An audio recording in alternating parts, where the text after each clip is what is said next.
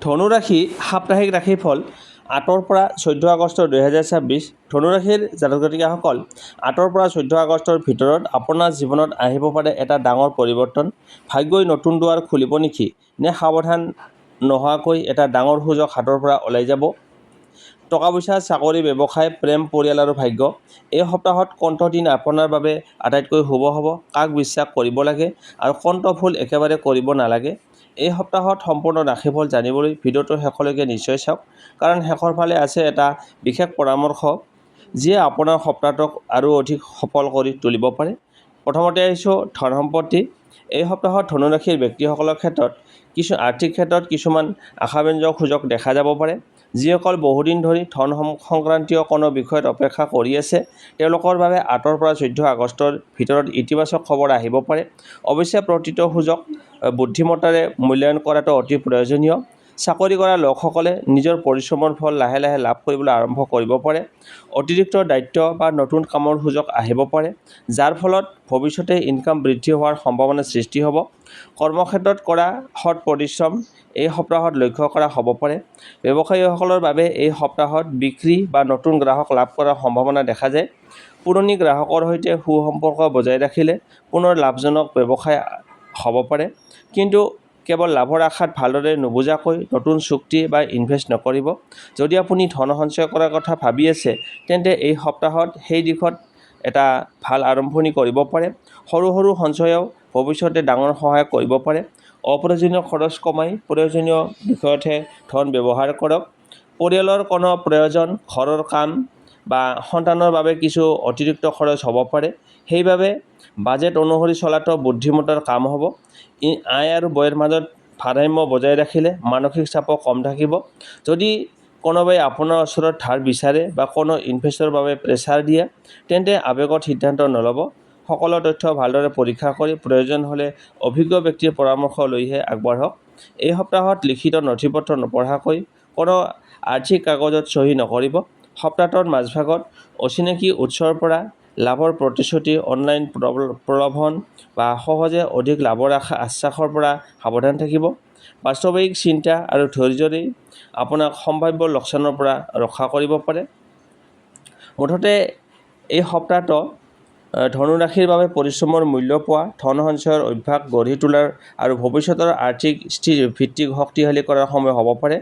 বুদ্ধিমান সিদ্ধান্ত, নিয়ন্ত্ৰিত খৰচ আৰু ধৈৰ্য বজাই ৰাখিলে এই সপ্তাহৰ শেষলৈকে ইতিবাচক ফল অনুভৱ কৰাৰ সম্ভাৱনা আছে। তাৰপিছত আহিছোঁ চাকৰি আৰু ব্যৱসায়। এই সপ্তাহত ধনুৰাশিৰ ব্যক্তিসকলৰ কৰ্মজীৱনত নতুন দায়িত্ব, নতুন সুযোগ আৰু নিজৰ যোগ্যতা প্ৰমাণ কৰাৰ সময় আহিব পাৰে।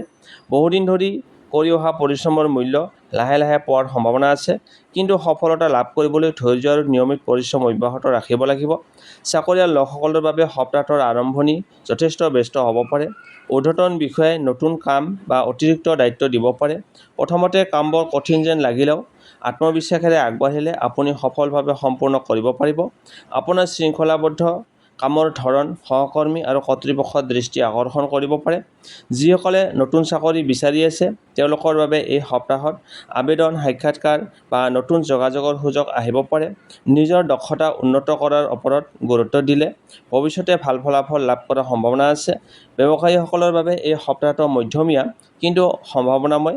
পুৰণি গ্ৰাহকৰ পৰা ভাল সমৰ্থন পাব আৰু নতুন গ্ৰাহকৰ সৈতে চিনাকি হোৱাৰ সুযোগো আহিব। সেৱাৰ মান আৰু গ্ৰাহকৰ বিশ্বাস বজাই ৰাখিলে ব্যৱসায় লাহে লাহে আগবাঢ়িব। অংশীদাৰিত্ব ব্যৱসায় কৰা লোকসকলে সকলো সিদ্ধান্ত খোলাখুলিভাৱে আলোচনা কৰি লওক। ভুল বুজাবুজি বা যোগাযোগৰ অভাৱে সৰু সমস্যা ডাঙৰ কৰিব পাৰে। লিখিত চুক্তি নপঢ়াকৈ কোনো নতুন ব্যৱসায়িক সিদ্ধান্ত নল'ব। এই সপ্তাহত অতি সোনকালে লাভৰ আশাত ডাঙৰ ইনভেষ্ট কৰাটো এৰাই চলক।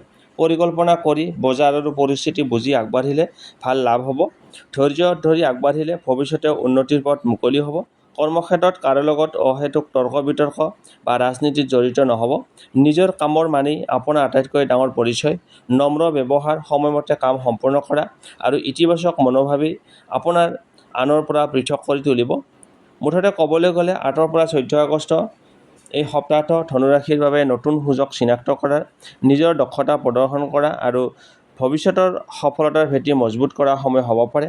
বুদ্ধিমান সিদ্ধান্ত, কঠোৰ পৰিশ্ৰম আৰু আত্মবিশ্বাস বজাই ৰাখিলে এই সপ্তাহৰ অভিজ্ঞতাই আগলৈকে ডাঙৰ লাভ কঢ়িয়াই আনিব পাৰে। তাৰপিছত আহিছোঁ প্ৰেম আৰু দাম্পত্য জীৱন। পৰিয়াল 8 পৰা 14 আগষ্টলৈকে এই সময়ছোৱা ধনুৰাশিৰ জাতক জাতিকাসকলৰ সম্পৰ্কৰ ক্ষেত্ৰত যথেষ্ট গুৰুত্বপূৰ্ণ হ'ব পাৰে। এই সময়ছোৱাত আপোনাৰ কথা বতৰা, ধৈৰ্য আৰু আন্তৰিকতাই সম্পৰ্কৰ দিশ নিৰ্ধাৰণ কৰিব পাৰে। যিমানেই ব্যস্ত নাথাকক কিয় আপোনজনৰ বাবে অলপ সময় উলিয়াবলৈ চেষ্টা কৰক। যিসকল প্ৰেমৰ সম্পৰ্কত আছে তেওঁলোকৰ বাবে এই সপ্তাহত সম্পৰ্ক অধিক গভীৰ হোৱাৰ সম্ভাৱনা আছে। বহুদিন ধৰি মনত জমা হৈ থকা কথা খোলাখুলিভাৱে আলোচনা কৰাৰ সুযোগ পাব পাৰে। যদি কোনো ভুল বুজাবুজি চলি আছে তেন্তে শান্ত মনেৰে কথা পাতিলে সমস্যাৰ সমাধান সম্ভৱ। খং বা অভিমানত কোনো সিদ্ধান্ত নল'ব। অৱশ্যে সপ্তাহটোৰ মাজভাগত সৰু সৰু বিষয়ক লৈ মতভেদ হ'ব পাৰে। বিশেষকৈ সময় নিদিয়া, ভুল যোগাযোগ বা অপ্ৰয়োজনীয় সন্দেহৰ বাবে সম্পৰ্কত কিছু প্ৰেছাৰ আহিব পাৰে। এনে সময়ত নিজৰ কথা প্ৰমাণ কৰাতকৈ সঙ্গীৰ অনুভূতি বুজিবলৈ চেষ্টা কৰক।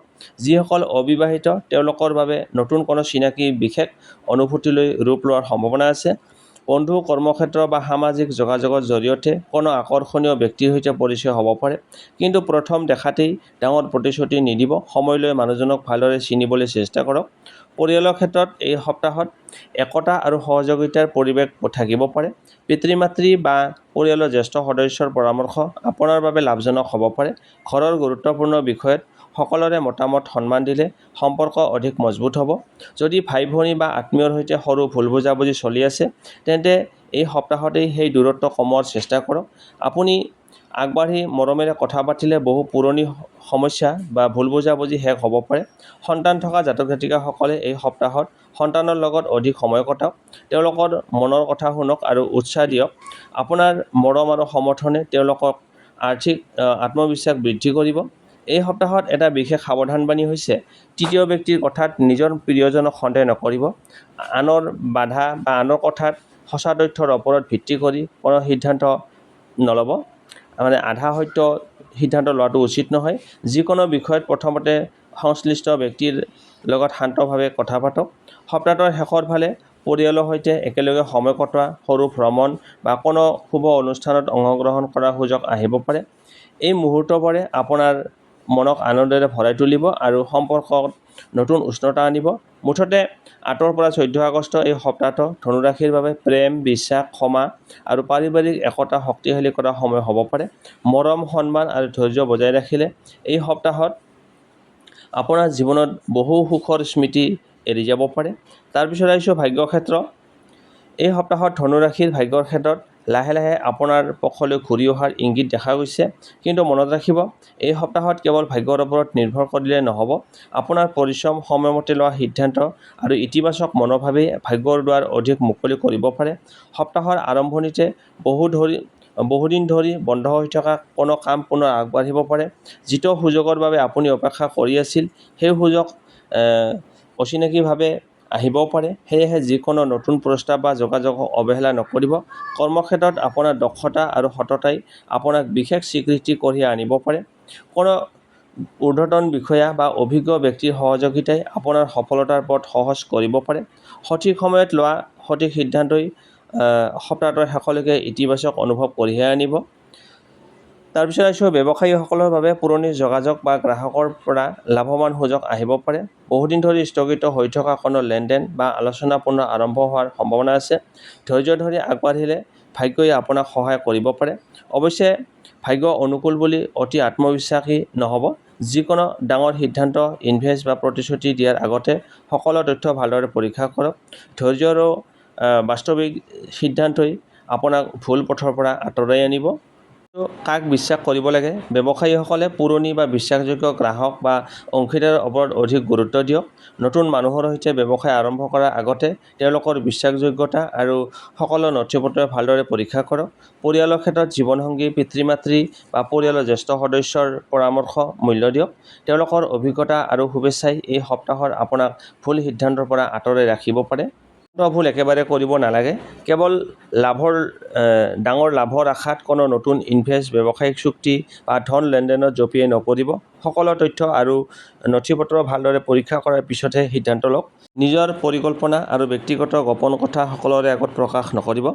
এই সপ্তাহত আপোনাৰ সফলতাক লৈ হিংসা কৰা লোক থাকিব পাৰে। নিজৰ লক্ষ্যৰ বিষয়ে কেৱল বিশ্বাসযোগ্য মানুহৰ লগতহে আলোচনা কৰক। এই সপ্তাহত 10 আগষ্ট, 12 আগষ্ট আৰু 14 আগষ্ট আপোনাৰ বাবে তুলনামূলকভাৱে অধিক অনুকূল দিন হ'ব। 10 আগষ্ট নতুন কাম আৰম্ভ কৰা, চাকৰি সাক্ষাৎকাৰ, ব্যৱসায়িক আলোচনা, গুৰুত্বপূৰ্ণ সিদ্ধান্ত বা নতুন যোগাযোগ গঢ়ি তোলাৰ বাবে শুভ দিন হ'ব পাৰে। 12 আগষ্ট ধন সম্পৰ্কীয় বিষয়, পৰিয়ালৰ সৈতে আলোচনা কৰা, সঞ্চয়, ইনভেষ্টৰ পৰিকল্পনা আৰু বহুদিন ধৰি ৰৈ থকা কাম সম্পূৰ্ণ কৰাৰ বাবে ইতিবাচক দিন হ'ব পাৰে। 14 আগষ্ট প্ৰেম, দাম্পত্য জীৱন, সামাজিক সম্পৰ্ক আৰু ব্যক্তিগত উন্নতিৰ বাবে অনুকূল শক্তি অনুভৱ কৰিব পাৰে। এই দিনটোত আত্মবিশ্বাসেৰে আগবাঢ়িলে ভাল ফলাফল লাভ কৰাৰ সম্ভাৱনা থাকিব। সাৱধান থাকিবলগীয়া 9 আগষ্ট এই দিনটোত খং, তৎক্ষণাত সিদ্ধান্ত, অপ্ৰয়োজনীয় তৰ্ক বিতৰ্ক আৰু ডাঙৰ আৰ্থিক লেনদেনৰ পৰা আঁতৰি থকাটো ভাল। ধৈৰ্য ধৰি সকলো কাম কৰিলে সম্ভাৱ্য সমস্যা এৰাই চলিব পাৰিব। শুভ সংখ্যা 3, 5 আৰু 9। শুভ ৰং হালধীয়া আৰু আকাশী। বন্ধুসকল, এয়া আছিল ধনু ৰাশিৰ বাবে 8 পৰা 14 আগষ্ট 2026 সপ্তাহটোৰ সম্পূৰ্ণ ৰাশিফল। আশা কৰোঁ আজিৰ এই বিশ্লেষণে আপোনালোকক আগন্তুক সপ্তাহটোৰ বাবে সঠিক পৰিকল্পনা কৰিবলৈ কিছু সহায় কৰিব। যদি ভিডিঅ'টো আপোনাৰ ভাল লাগিছে তেন্তে এটা লাইক কৰিব, কমেণ্ট কৰি জনাব এই সপ্তাহত আপুনি কোনটো লক্ষ্য পূৰণ কৰিব বিচাৰে। এতিয়াও যদি আমাৰ চেনেলটো ছাবস্ক্ৰাইব কৰা নাই তেন্তে এতিয়াই ছাবস্ক্ৰাইব কৰি কাষতে থকা বেল আইকনটো অন কৰি ৰাখিব, যাতে সকলো ধৰণৰ ৰাশিফল, সাপ্তাহিক, মাহেকীয়া আৰু জ্যোতিষভিত্তিক তথ্য সৰ্বপ্ৰথমে লাভ কৰিব পাৰে। মনত ৰাখিব, ভাগ্যই সুযোগ দিয়ে, কিন্তু সফলতা আনে আপোনাৰ পৰিশ্ৰম, ধৈৰ্য আৰু সঠিক সিদ্ধান্তই। ইতিবাচক চিন্তা ৰাখক, নিজৰ লক্ষ্যৰ প্ৰতি অটল থাকক আৰু ঈশ্বৰৰ আশীৰ্বাদত সদায় বিশ্বাস ৰাখক। পুনৰ লগ পাম আন এটা ৰাশিফল ভিডিঅ'ত। তেতিয়ালৈকে আপুনি সুখী থাকক, সুস্থ থাকক আৰু আপোনাৰ প্ৰতিটো সিদ্ধান্ত যেন শুভ হওক। ধন্যবাদ। জয় আই অসম। এই সপ্তাহত ধনু ৰাশিৰ ভাগ্য সলনি হ'ব পাৰে। চাকৰি, টকা পইচা, প্ৰেম, ভাগ্যৰ ডাঙৰ খবৰ এই সপ্তাহতে আপুনি লাভ কৰিবলৈ সক্ষম